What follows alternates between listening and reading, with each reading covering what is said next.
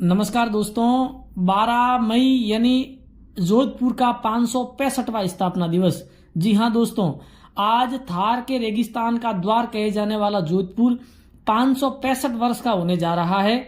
12 मई 1459 को जोधपुर की स्थापना राव जोधा ने की थी। तब से लगाकर अब तक इस शहर में कई उतार चढ़ाव देखे गए, जो आज ये प्रदेश का दूसरा सबसे बड़ा शहर है। इस मौके पर आज हम सन सिटी की कुछ खास बातों को जानते हैं। थार के रेगिस्तान का द्वार कहे जाने वाला जोधपुर 12 मई 1459 में जोधपुर की स्थापना राव जोधा ने की थी। इस शहर को सन सिटी, ब्लू सिटी और गेटवे ऑफ थार के रेगिस्तान के रूप से भी जाना जाता है। रेगिस्तान का नाम सुनते ही यहाँ की धूल भरी आंधियां और 50 डिग्री से ज्यादा तापमान में तपती यहाँ की सड़कें जहन में आती है। इसी रेगिस्तान के प्रवेश द्वार पर बसा है जोधपुर, जिसे ब्लू सिटी और सन सिटी के नाम से भी जानते हैं। कहते हैं कि जोधपुर पहले मंडोर के पास में बसा था। उसके बाद राव जोधा ने जोधपुर दुर्ग यानी मेहरानगढ़ को बसाकर इस शहर की यहाँ पर स्थापना की। शहर में मकानों का रंग ब्लू किया गया ताकि यहाँ गर्मी से बचा जा सके, और इसी ब्लू रंग से रंगने के कारण इस शहर को ब्लू सिटी भी कहा गया, क्योंकि सूर्य सबसे अधिक साल में जोधपुर में तपता है। इतिहासकारों के अनुसार पहले मंडोर पहाड़ियों से घिरा हुआ था, इसलिए वहां पर अधिक लोग नहीं बस सकते थे। इसी के चलते जोधपुर को यहाँ बसाया गया। शहर के 7 द्वार बनाए गए, जिसमें Sojati gate, Jalori gate, Nagauri gate, Shivansi gate और मेडती गेट है। इसके अलावा यहाँ चांद पोल और सूरज पोल भी बनाई गई। शहर के 10 किलोमीटर के दायरे में परकोटा बनाया गया। एक समय था जब रात को ये सभी दरवाजे बंद कर दिए जाते थे और कोई भी शहर में उसके बाद में नहीं आ सकता था। बताया जाता है कि जंगली जानवरों और शहर की सुरक्षा के लिए ये दरवाजे बंद किए जाते थे। जोधपुर में स्थित भारत का प्रमुख दुर्ग मेहरानगढ़ किला, जिसे मेहरान किले के रूप से जाना जाता है, इस किले को 1459 में राव जोधा द्वारा जोधपुर में बनवाया गया। यह किला देश के सबसे बड़े किलों में से मेहरानगढ़ दुर्ग देश के सबसे बड़े किलों में से एक है और यह 410 फीट ऊंची पहाड़ी की चोटी पर स्थित है।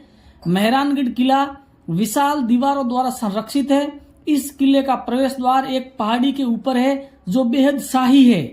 किले के 7 द्वार है, जिसमें विक्ट्री गेट, फतेह गेट, भैरव गेट, इस प्रकार इनके नाम हैं।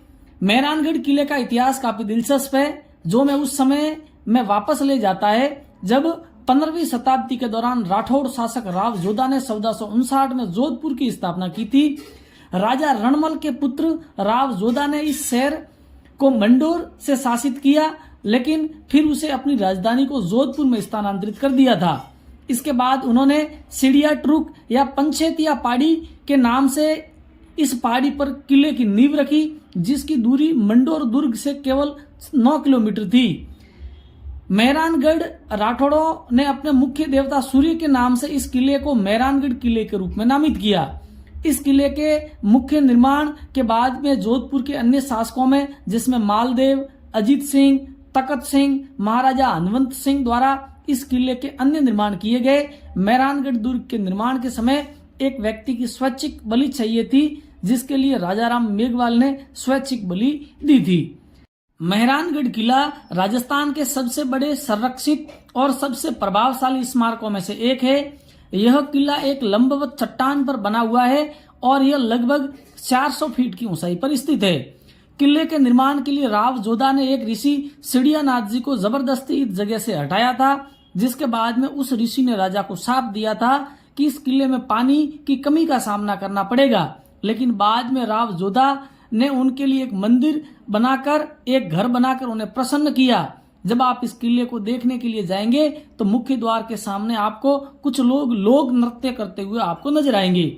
इसके अलावा इस किले पर कई हॉलीवुड और बॉलीवुड फिल्मों का फिल्मांकन किया जा चुका है। लोक मान्यताओं के अनुसार इस दुर्ग की नींव करणी माता, जिनके बचपन का नाम रिद्धिबाई था, उनके हाथों से इस दुर्ग की नींव रखी गई थी। मेहरानगढ़ किले के 7 द्वार है, जिसमें जय पोल सबसे ज्यादा लोकप्रिय है। किले की वास्तुकला 500 वर्षों की अवधि के विकास से गुजरी। महाराजा अजीत सिंह के शासन के समय इस किले की कई इमारतों का निर्माण मुगल डिजाइन में किया गया था। इस किले में पर्यटकों को आकर्षित कर देने वाले 7 द्वारों के अलावा मोती महल, फूल महल, शीश महल जैसे कई शानदार कमरे बने हुए हैं। मोती महल का निर्माण राजा सूर सिंह द्वारा किया गया था। इसके अलावा यहाँ पर शीश महल भी बेहद आकर्षक है, जो अपने दर्पण के टुकड़ों पर जटिल डिजाइन की वजह से पर्यटकों के आकर्षण का केंद्र बना हुआ है। अगर आप भी इस ऐतिहासिक दुर्ग का भ्रमण करना चाहते हो, यहाँ पर घूमने आना चाहते हो, तो यहाँ आने का सबसे अच्छा समय सर्दियों के मौसम का है, जो अक्टूबर से मार्च महीने के बीच का मौसम यहाँ काफी ठंडा और सुखद रहता है। इस मौसम में आप पूरे किले को आराम से एक्सप्लोर कर सकते हो। किला घूमने के लिए आप सर्दियों के मौसम में सुबह के समय जाए। यह दुर्ग सुबह 9 बजे पर्यटकों के लिए खोला जाता है। आप 2 या 3 घंटे में इस दुर्ग को बड़े आराम से देखकर अन्य स्थानों का भी भ्रमण कर सकते हो।